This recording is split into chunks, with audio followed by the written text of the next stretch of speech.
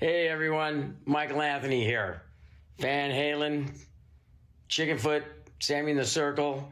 But anyway, you're listening to the only podcast that is dedicated to breaking down the entire Van Halen catalog one track at a time. And the podcast will rock. Ow! Hello, baby!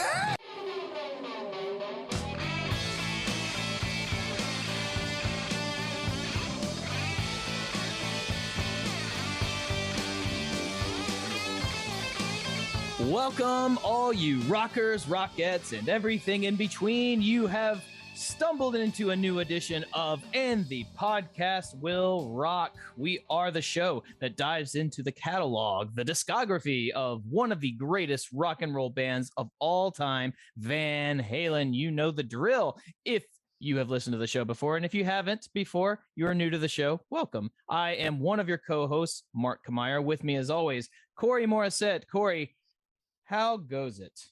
It's going good. I'm very excited tonight. We have a new game to play tonight, Mark, that I'm very much looking forward to debuting. But it's a two-player game, so I thought, well, I know it's kind of last minute. Who has no life? Who could we just call up on a whim to come and do a podcast, and who literally has nothing better to do than to sit here on a Zoom call with us and chat about whatever the fuck. It doesn't even matter. It could be music, could be food, could be whatever. And only one name popped up. And that name is John Mariano. How's it going tonight, John? Everybody's gonna call me. I was eating a quarter pounder with cheese. The viewers must, or the listeners must know that John took a big old bite of his burger right before being introduced. That right there is called perfect timing. And yes, the cult leader himself, Mariano, has joined us for this edition. So welcome, sir. I am here. It was very, very last minute, folks. I got a text from Corey. I was planning a nice, beautiful dinner, and I spoiled everything just to get here, to be here for you folks, so Corey could play his game with me and Mark tonight and make us his pawns in his life. That's right. Pawns in the chess game called rock and roll, because that's what we're here to discuss, rock and roll. I'm assuming, Corey, that this game of yours has something to do with how we, the content of the show. Am I right? You are right. It's definitely Van Halen themed. I don't want to give too much away. We're going to save that for the end of the show. But yes, right. It's very much rock and roll Van Halen themed. What do we win? My love and respect. It's not very well thought out, Corey. I know. I mean, but deep down in your heart of hearts, John, isn't that what you truly, truly want in this world? Is the love and respect of Corey Morissette? Have you not listened to me as I've guested on this show? Oh, I have, and I think it's all just a facade, if you will. The facade is I go lightly on you fellas. Here we go. The winner will get 20 Timbits mailed to your place of residence in the United States. There you go. Will these be flattened or in an actual box? Well, I'll be sending them Canada Post, so there's a very good chance they're going to be smushed, twisted. They're barely going to be recognizable as food. I will sprinkle them in my coffee. Perfect. There you go.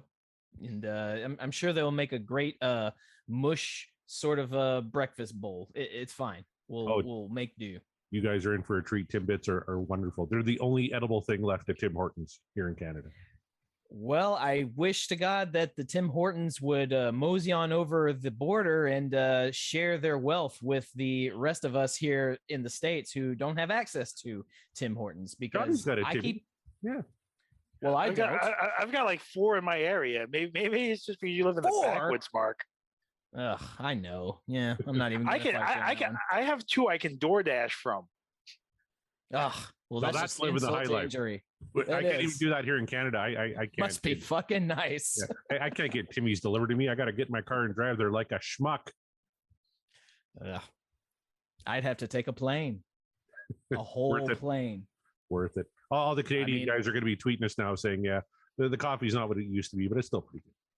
I have to take a plane trip, find a moose, ride the moose to the Tim Hortons, hope to God that the moose can follow directions, and then only then can I experience the lovely Tim Hortons that I've heard so many things about.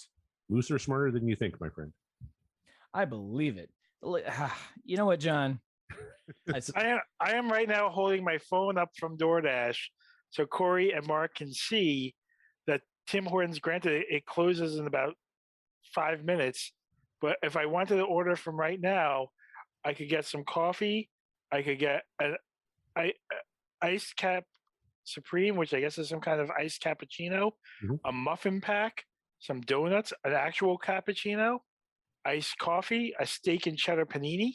Do they have Timbits? Can you get an assorted pack of Timbits? I can't right now because they're so close to closing. So I can't even get the donuts right now. So it's not great because they're closing. See, I used to work at Tim Hortons. I used to bake those donuts and dress those donuts. They're magical. They're wonderful. The best thing about working at Tim Hortons is they never close. They only close on Christmas Day and New Year's Day. So on those days, we get to fill garbage bags full of donuts and take them home. So that was my gift to my family, was free donuts. Yeah. I was gonna say, like, surely at the end of a shift, they have so many like leftovers that they just have to toss that you could just, they can give John some of the shit that they're gonna toss. We used to trade donuts for pizza. We had a Domino's pizza next door. So we would just call them up and say, we'll trade you like a 20-pack of donuts for an extra large pizza. And they would just walk up to the drive-through window and we'd swap. Because we got free donuts on our shift and they got free pizza on their shift. So I'm just imagining all of our Canadian listeners just sort of listening to this and nodding their heads like, yeah, that makes sense, because it all makes sense. And then me from the States, I don't know. What am I missing? What am I missing here? And your what have you. I'm going to say something that's probably going to be a hot take for the majority. Krispy Kreme donuts are trash. They're disgusting. They're not good. All of you out there thinking they're the best donuts in the world have obviously never had a good donut, because they're awful. And you can quote me on that. Yes, John. So Mark, while I agree with your hot take, my argument would be most people who think that Krispy Kreme are godlike donuts probably have only ever had Dunkin', because Dunkin' is trash. I agree. Sorry, my East Coast people, over in Boston and Southie, all you folks who are just like love dunks to your heart's desire. It's not good. Sorry. So let me tell you a secret about the East Coast. Everyone thinks Dunkin's the place to go for the coffee and the donuts, but 7-Eleven tops them in both categories. Wow. Ooh. No, I've never had a Dunkin' donut. I've never had any of those, but saying 7-Eleven is better at anything, them's fighting words. Last name is Knapsack. I was about to say, I'm sure Mr. Knapsack would agree that there's like a whole menu of things that are better than. He's like your boss, Corey. Like he literally, the other show that we're on together, he's the sponsor, and you're shitting on his favorite brand. Hey, I will say they make a pretty decent pizza. I don't even want to talk to you. I don't even want to be on your show anymore. I'm playing your game. Oh, come on, play the game. I work so hard. Well, speaking of the game, I guess before we get to that, though, we got to do something that we always do, you guys. We have to go to the Rockin' Poll from last week's episodes. We have to see what the poll said. And Corey, I don't know if you have it brought up, but I do. Yeah, I have it right here. Of course, last week was In a Simple Rhyme from Women and Children First. And of course, we had Sean and Todd from the Sean Geek and Fast Fret podcast on. Had a lot of fun with those boys. We got to get them back on the show. That was a great time. Mm-hmm. But we had the vote for In a Simple Rhyme. Not surprising, out of 79 votes, 84.8% What Dreams Are Made Of, 15.2% This Dream Is Over. And again, I'm kind of shocked that a song from one of the the first 4 albums got downvoted, but 15%. I mean, it's not a hit, so I guess I can understand how some people might vote. Is if it ain't a hit, they're not going to hit the yes. So, or maybe they just weren't feeling it on that particular day. But in either case, 85% ain't bad. It ain't bad. Now, John's got something to say here, and then I'm going to let him finish his cheeseburger. I felt like the poll was going too positive. So I can at least account for one of these votes. Is I took a good look at your poll. And I'm like, I'm going to vote negative on this one. It'd be a shame if somebody really fucked this up. That's a poll you got going there. It'd be a shame if somebody fucked it up. Yeah. So there you have. There it is. Confirmation. Confirmed. Mariano is the culprit most of the time. He was doing so good. He was voting with his Yeah. heart for the last few weeks, and then decided to be a chicken gerber.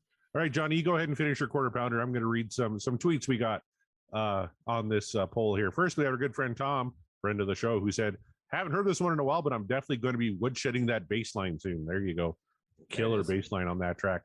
He also says, "Great day, vocal band is on fire, and those harmonies are icing on the cake." And the harmonies are really the standout. Everybody absolutely. Yeah, we're going to hear more of that here coming up. Greg says, "Love this deep cut and respect to Corey for making sure growth was acknowledged." That's right. 2 weeks in a row, the Wheel has delivered interesting Van Halen songs that mix their softer side with hard rock. Proof that the Wheel has a plan. Well, I think we can all attest to that. Oh, yeah. Tom actually replied to that one and said, "Eddie did say that the idea was that Growth was supposed to be the first song on the follow-up to Women and Children First." Of course, Sean Geek and Fast Fred, they quoted and said, "Well, I think you know how we feel about the song." And it was actually split. Sean gave it a What Dreams Are Made Of, but Todd wasn't feeling it and voted it down. I know he takes some shit on this next tweet here from Jeff, and he says, "This song is great, and I don't know what Geek Boy or Fast Freddy was listening to. This is one of my favorites." First of all, get their names right. If you're going to disparage anybody, at least show them the common fucking courtesy to get their names right. Yeah, but Todd's entitled. My favorite saying is, you're not entitled to an opinion, but you're entitled to an intelligent, informed opinion, and that's what Todd's was. He's definitely got an informed opinion. He's entitled to it, and it just didn't work for him. So I totally respect that, and I think it's pretty cool. I know we voted down some stuff that other people have given us shit for. So of course, yeah. Good buddy George, who is going to be on the show next week, Mark. George from the Metal Gods podcast says, "You're never going to catch me voting down a Women and Children First song, not ever." To which the Talking to Infinity podcast corrected him and said, "You actually meant to say you're never going to catch me voting down a Van Halen song, not ever." There you go. Which George says, "Well, there are definitely some late career Van Halen songs that are worth voting down." And I know there's one particular era that John Mariano especially is looking forward to ripping into if we spin it here tonight. Let's go down to Darius, who says, "Harmonies alone make this a dream song. Fantastic deep cut." There you have it. Summed up in one perfect statement there. Airhead says, "Michael is definitely pulling hard on those bass strings on this one. I love the way the song changes gears like a road trip through a fun winding sections at full throttle that open up to a beautiful vista that makes you go, ah." Absolutely. That's a really cool 100%. Way to put it. Yeah. Yes. What a great way to say it. Lorianne says, "One of my absolute favorite Van Halen songs." That's great. Next, we have Scott, who says, "Great song. The harmonies are mind-blowing. Love Dave vocals on this one. Again, thanks to Wolf Van Halen for getting this one on the 2015 set list. Growth was to be the intro to the follow-up to Women and Children First, but the label rushed out Diver Down," which we had talked about on the show. Jonathan said, "This is the song where I finally recognized the Beach Boys influence." And there you have it. Yeah, because those harmonies definitely reminded one of the Beach Boys, didn't they? They did a little bit, but it's hard to compare the two only because those Beach Boys harmonies are they stand alone, as it were. Yes, absolutely. Rihanna and Davey both said they love this song, and Thrilla Art says, "People who don't like this song should just put Panama on repeat and move on. Van Halen's deep cuts are some of the best and can carry an album when the hit songs get a little tiresome. The great baseball pitchers only throw fastballs down the middle. You got to change it up." Well said, Thrilla Art. I agree with that sentiment. And that's all the tweets we got on last week's poll. All right. I was going to make a wise crack at baseball's pitchers, but I'm not going to do that. Mark doesn't know enough about baseball pitchers to make a crack about them. Here's a fact. Everybody wants to make a crack about fastballs being, like you just keep throwing fastballs. Mariano Rivera used to announce he was throwing a cut fastball and made a career out of it. So you can get away with throwing one pitch your entire life and throwing it well. If you're Mariano Rivera, Ebby Calvin, Nuke Lelouch couldn't do that because his catcher used to tell the batters what was coming and they would knock it out of the park. That's a fictitious guy. That's just like, I'm going to steal this from Bill Burr because I just watched his act yesterday. That's just like Philadelphia celebrating a fictitious short Italian boxer instead of Joe Frazier. It makes no sense to build that statue there. Good point. I mean, I agree, but also Rocky defeated communism by punching it right in its face. Yeah, take that. There's no easy way out, Johnny. Yeah. If only someone did a podcast on that. Yeah, because communism is alive and dead, right? right now. Well, Anyway, let's segue now. we'll discuss that on a further show. Communism and you. Communist Talk but, with Mark and John. Yeah. That's a different show entirely. And if you didn't think Corey had enough shows on his plate, tune in. But speaking of that, yeah, a little sort of little plug for Backtracks theme music that my two co-hosts for this evening do host. So be sure to check that out, you guys, right here on the Deep Dive Podcasting Network. Yeah, we keep trying to get Mark on there, but he's ditching us. He keeps dodging us. I'm not ditching or dodging. It's mainly it's circumstance. Ducking. It's ducking. It's ducking. It's like Daniel Snyder dodging a subpoena. It's just like when I try to write a curse word on my phone and it changes it to ducking. At what point am I ever using the term ducking? Never is the answer. But speaking of answers, I would like an answer from you, Corey. Corey, what is this mysterious game you keep teasing? I told you, we're not going to do the game until after we do the songs. You're just going to. Okay. Fair enough. Got a little ahead of myself. I guess I'm just excited to get the ball rolling, or should I say the wheel? That's spinning. Right, you guys. If you've been here before, you know the drill. But if you haven't, there is a giant wheel that has all the Van Halen tracks on it, and we spin it. And whatever it lands on, that is the song we listen to and we discuss. We do not pick out a song ahead of time. We go into this relatively cold, especially if it's a song we are not familiar with, which has happened and will probably happen again, especially if we're discussing a particular era of Van Halen. So it's anybody's guess, and you can tweet at any of our past guests if you want. They can confirm the wheel exists. So before we get to spinning, I got to ask, because this is what we do. Corey, is there a particular track tonight or an album that you would like to hear, you would like the wheel to bestow upon us? Absolutely. I'm really thinking we need a Gary Cherone song tonight. So I'm dying to get something from Van Halen 3, maybe something like Josephina. That's what I'm feeling tonight. I see what you're doing.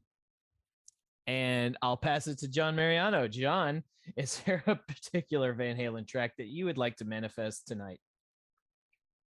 I would like to pick Corey's least favorite track. Which is? I have a pretty good idea of what that is. Oh, do you know?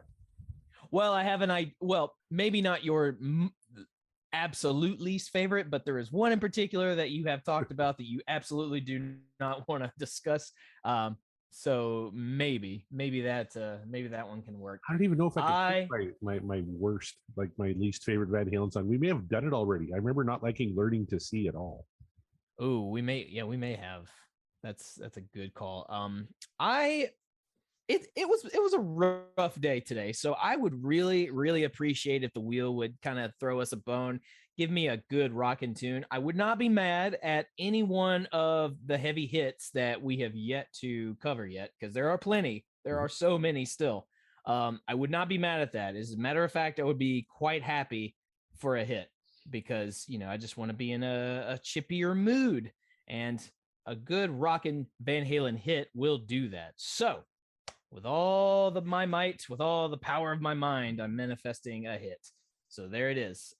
We'll see who is right, who is wrong, and who is either pleasantly surprised or absolutely just sickened by whatever the wheel gives us. So, Corey and Sammy, whenever you're ready, spin that wheel. We will do so. And I'm going to try something a little different this week, because usually, and people who, if I upload this clip, can see the wheel is currently just kind of slowly spinning. Normally, I spin it once to get it to stop. It's kind of a practice spin. The last few practice spins have been amazing songs. So, as you can see, it's still slowly spinning. We're going to get a running start on this one here, Mark, and we're going to see if it improves our spin at all. So here we go. Mr. Haggard, take it away.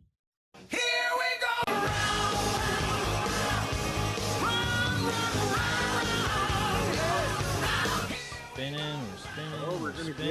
Oh, another women and children first song. Could this be magic? Not a hit, but from a good album. from a great album. We've already covered it. We have, yes. For the third consecutive week. This is the 8th track off of Women and Children First. Of course, Van Halen's third album, produced by Ted Templeman. I got to be honest with you. Out of all the songs in this album, I probably know this one the least. So I'm going into this one kind of cold, and I'm looking forward to it. I'm going into this one very cold because if I have heard this, maybe it was once or maybe twice, but obviously not one that retained in my memory bank. John, you're the guest. I'll ask you, do you have any fond memories of this particular track? No, like I'm a real big fan of Everybody Wants Some off this album.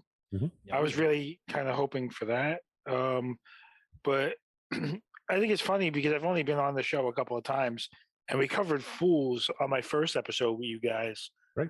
And here we are again, back on Women and Children First, as if this is almost like the Van Halen's only album, according to your wheel.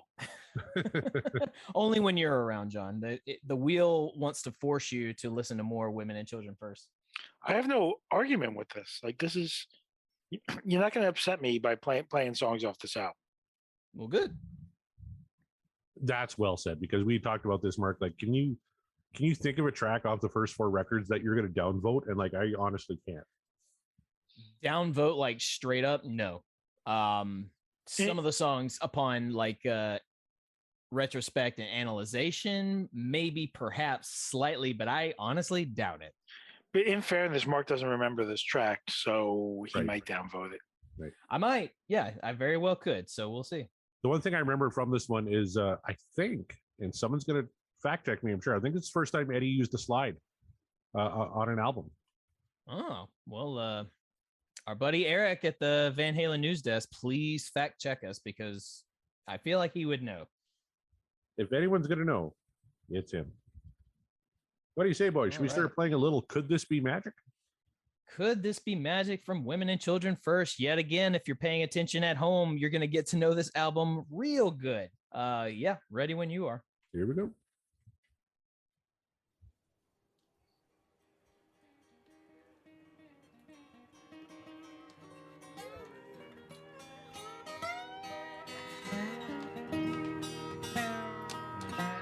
Slide right away. 1, 2, 1, 2, 3, 4.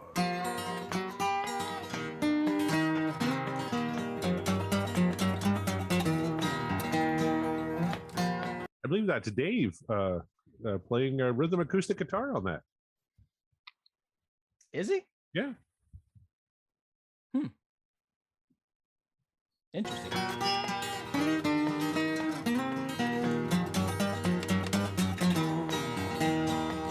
Out upon the islands on a cool summer night, buddy, you don't got to hurry, take your time. What you need is on the menu, and you get it tonight, buddy. You got women's on your mind. Could this be magic, or could this be love? Could this turn tragic? You know that magic often does. And I see long. All right, Mark, your thoughts so far?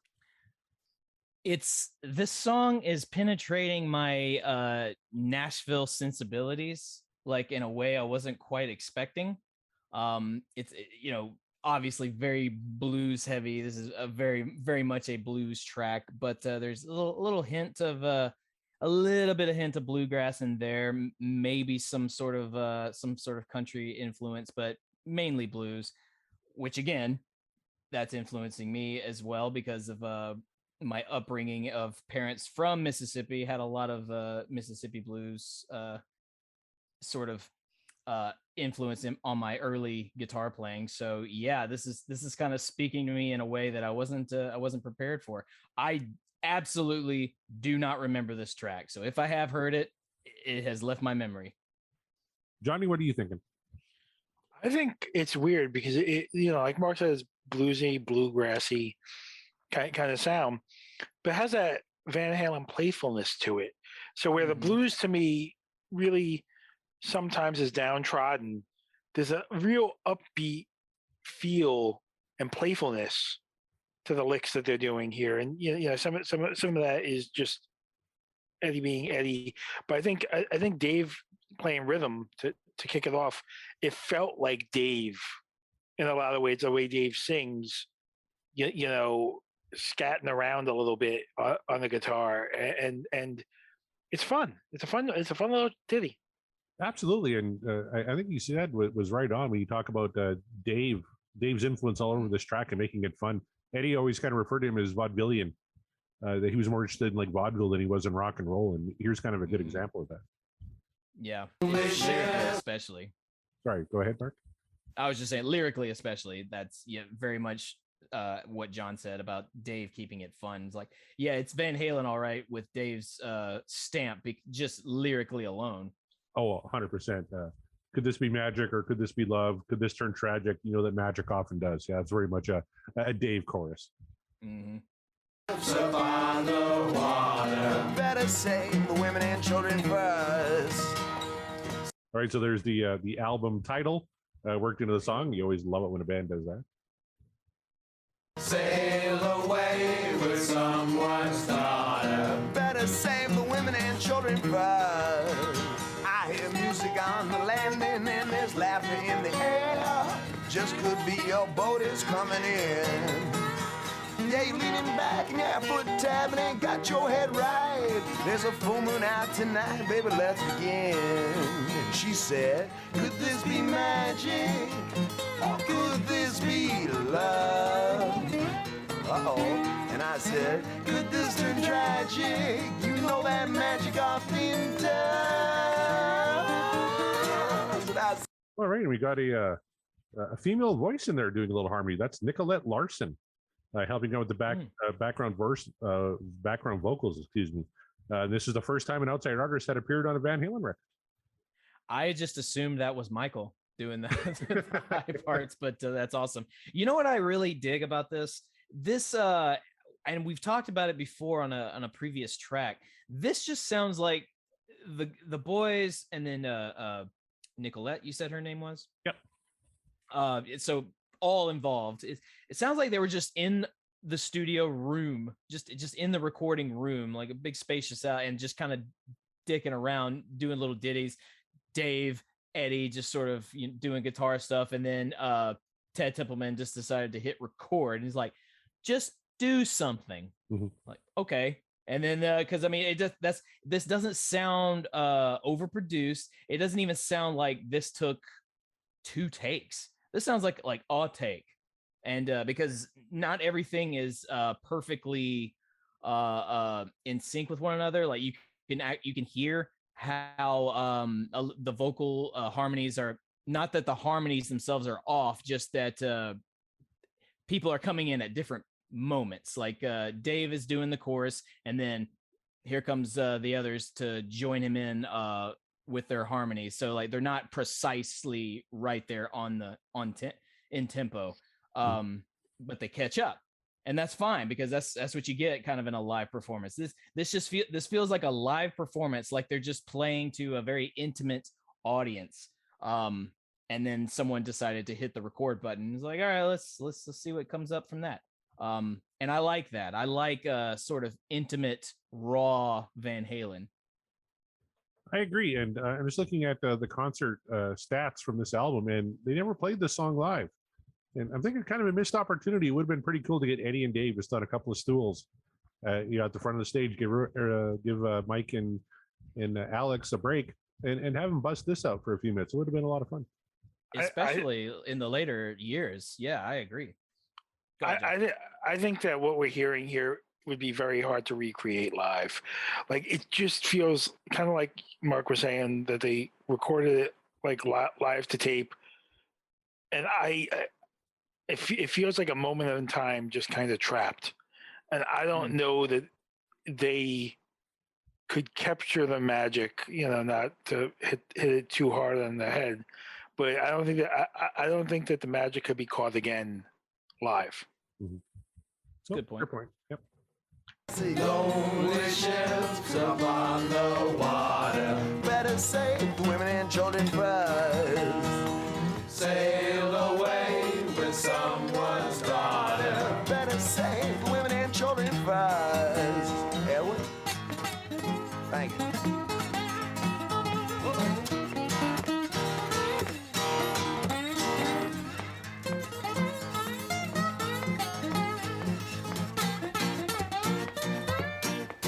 says.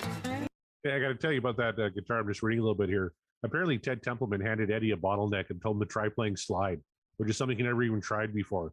Practiced it for a few days, but really didn't know how it turned out until the time came. And I think it turned out pretty well. I mean, yeah, it sounds like he knows what he's doing with the with the bottleneck slide. So yeah, I mean, and it's not. It's a little bit for all those who don't know, but Sean Geek can definitely attest to this, and Todd. It's a little more complicated than it would appear, but it's not. It's almost like it's so simple to do that it's so it's hard to get it right. You know what I mean?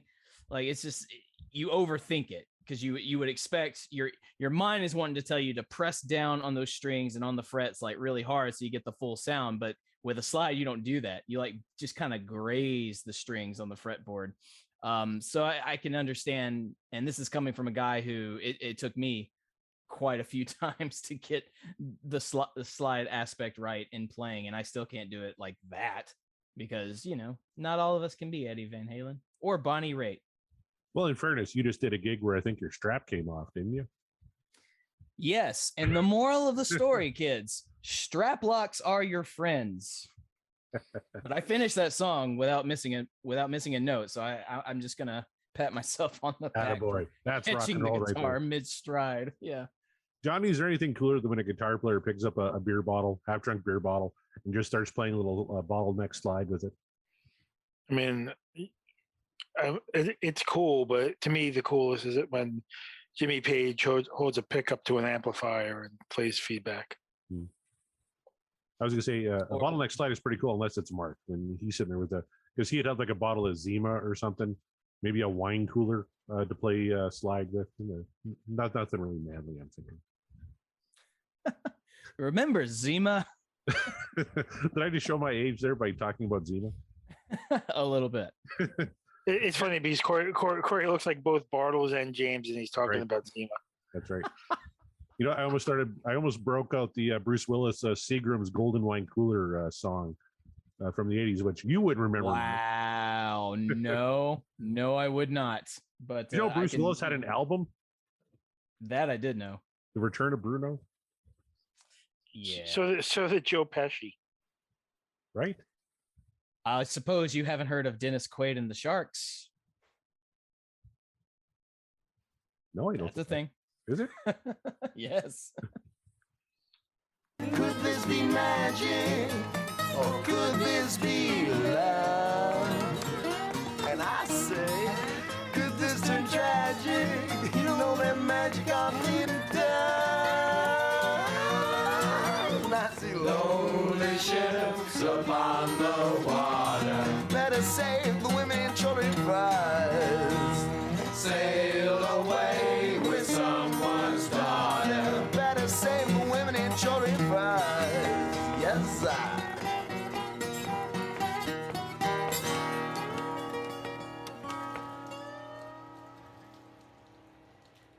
All right, that's Could This Be Magic, nestled in between the last two songs we covered on this show, Mark. Take Your Whiskey Home and In a Simple Rhyme from Women and Children First, released March 26, 1980. Johnny, what are your thoughts on this track? It's a fun track. Like, it's not, to me, very representative of the band per se, but it's a fun filler track on this album. Fun filler track, I think, sums it up pretty well. Because when you look at, and we covered these songs last 2 weeks, Take Your Whiskey Home and In a Simple Rhyme, good rock and roll tracks. This is kind of a nice little break in between the two. Mark, what were you thinking? While it's not going to be considered one of their top tier tracks, it doesn't have to be. I like what John said. It's like it's fun filler, and sometimes fun filler that's all it needs to be, and that's all that you can. This to me just feels like a song that you just want to relax to, like chill out, have a drink. This is a drinking song. This is straight up a drinking song, in my opinion. And so you don't need to have Van Halen just popping out hits all the time.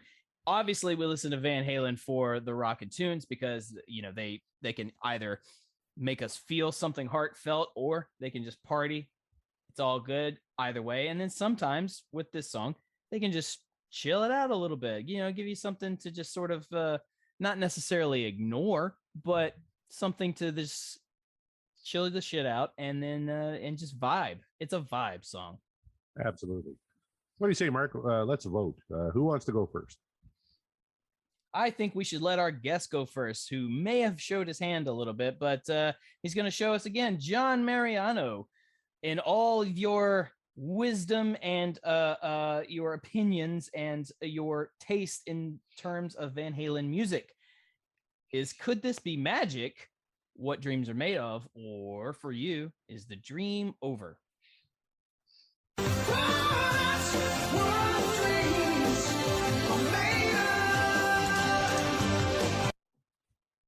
My caveat is it's not necessarily my dream, but I'm sure plenty of people enjoy the harmonizations and the jazziness and the fun of this song. This is as much on the cusp, on the border of this one could have gone either way for me type of song there is. All right. Well said. Well said. That's a very, very good point. And moving right along, Corey, could this be magic? Was it magic for you, or has the magician just left the stage?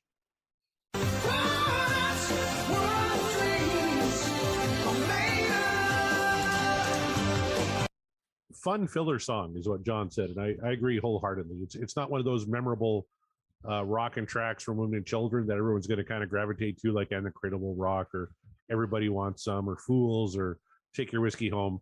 A nice little ditty. It's not too long, doesn't overstay its welcome. I think it's only 3 minutes and 11 seconds. You had some great guitar playing in there. Dave, I thought, was great on rhythm guitar, and very much a Dave centric song. You could tell he had a lot of fun with that one. So I really dug this one, and I'll happily say this is what dreams are made of. Mr. Kmeyer, what are you thinking?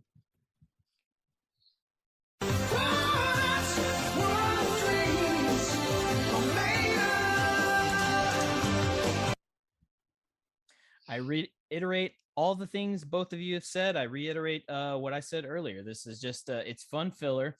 It's a cool sort of makes me feel like it's a drinking song, even if it isn't. But it's nice overall to have something different in the catalog of Van Halen. I mean, we could get the usual suspect of type of song from them, as I mentioned earlier. They can rock the house with something that's all about partying and excitement and what have you, or they can hit you with a power ballad that's gonna be heavy and uplifting and still hit you in the feels, or it could be none of those things, or they could just chill out, give you something to vibe, just a simple intimate atmosphere. And that's what I appreciate about Van Halen. They have levels, they have variety, they are a band with so many different sort of things in the pocket that they can pull out, and they do throughout their catalog. And I think we've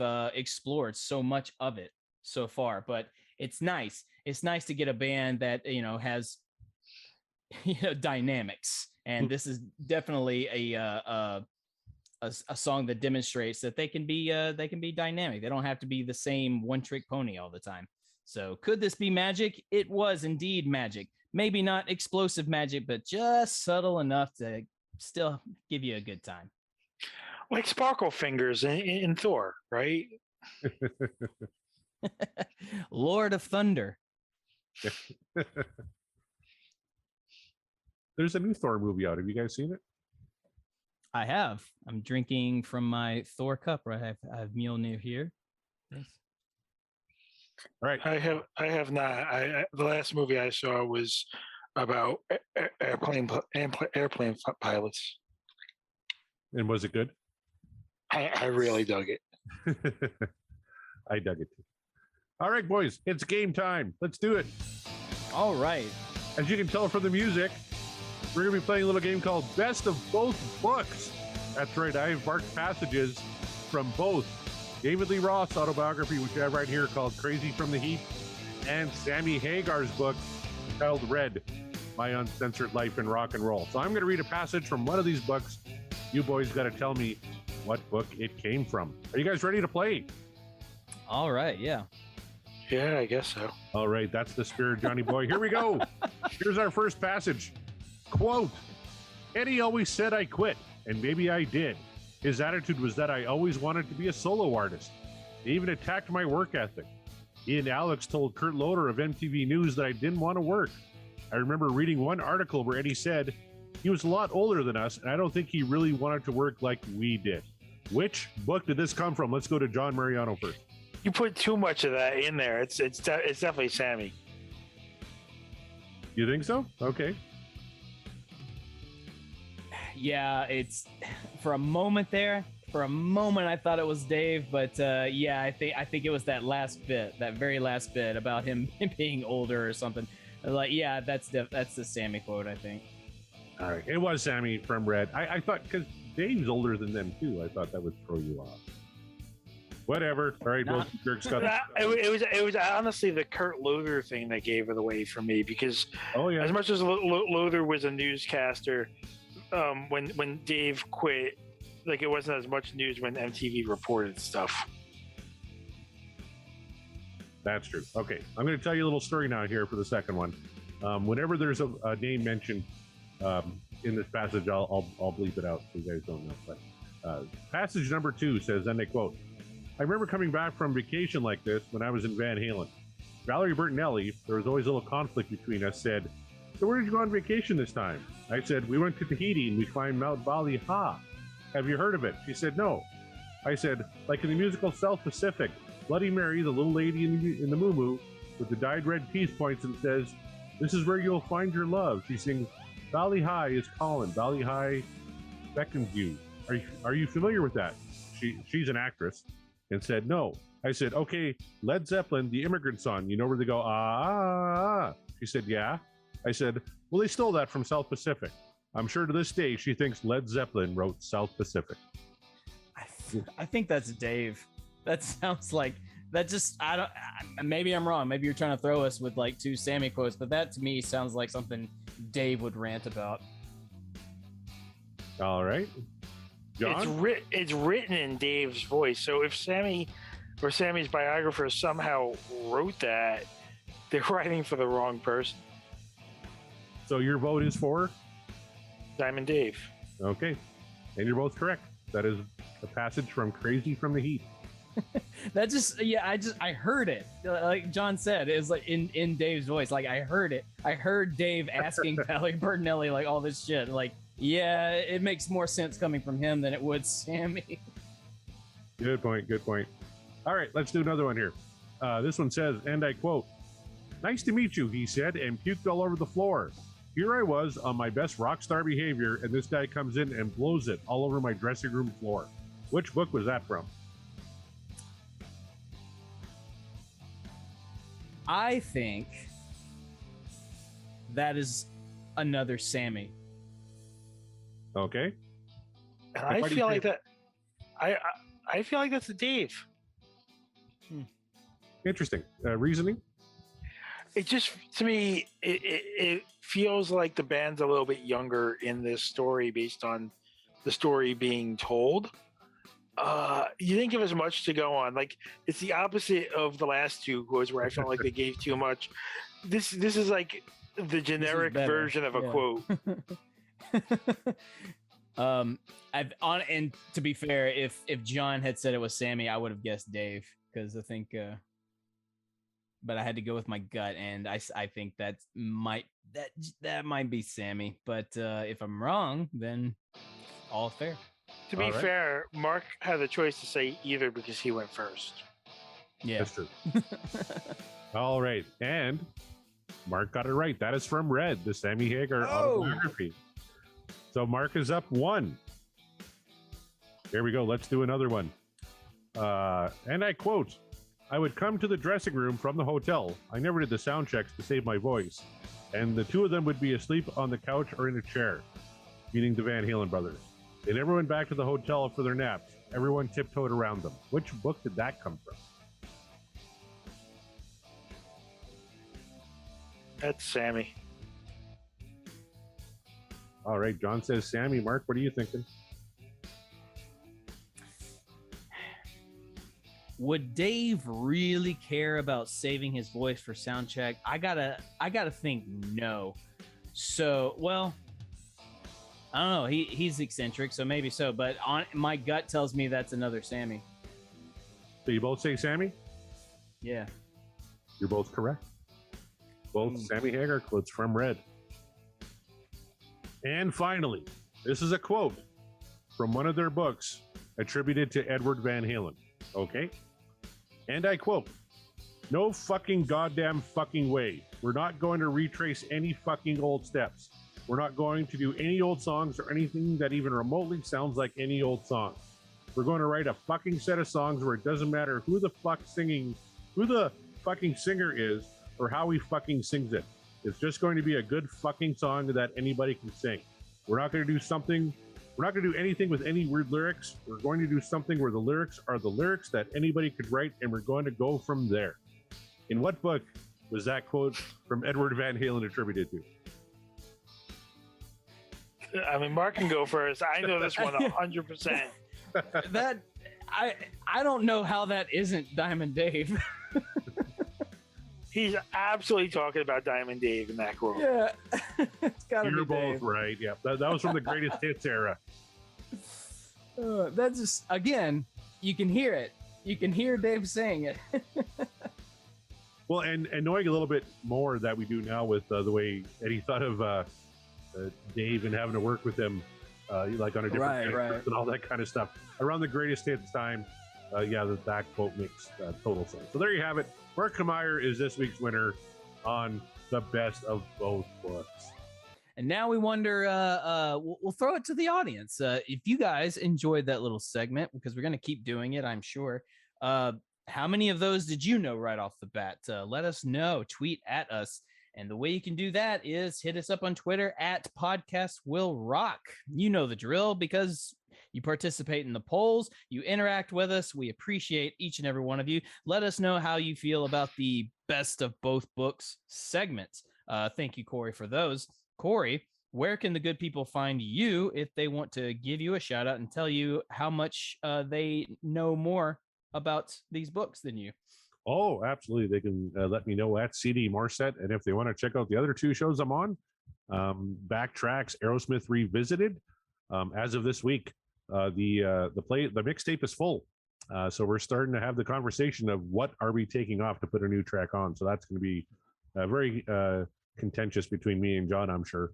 We also do another show called Backtracks Theme Music, where we're talking about all of our favorite songs from TVs and movies. This past week, we just dropped a show. Jeff Saunders was back on the show, and we talked about the theme from Cheers. So that was a lot of fun. And he knows everybody's name. John, where can the good people find you other than on Backtracks?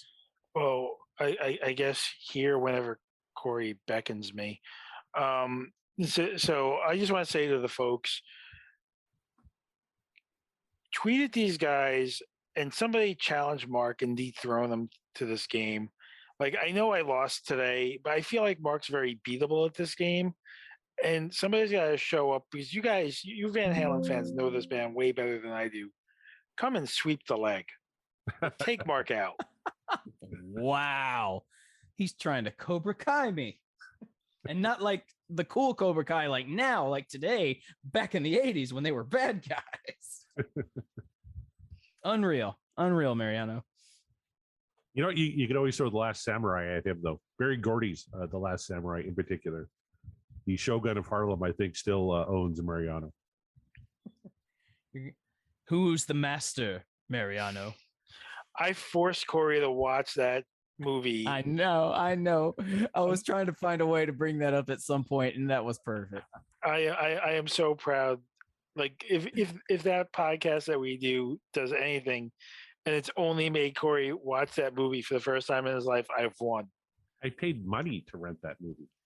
Corey paid money to watch The Last Dragon, and he is all the better for it. Now he knows. Now he can join the pop culture reference conversation. I know about the glow. I'm all about the glow. It's all about it.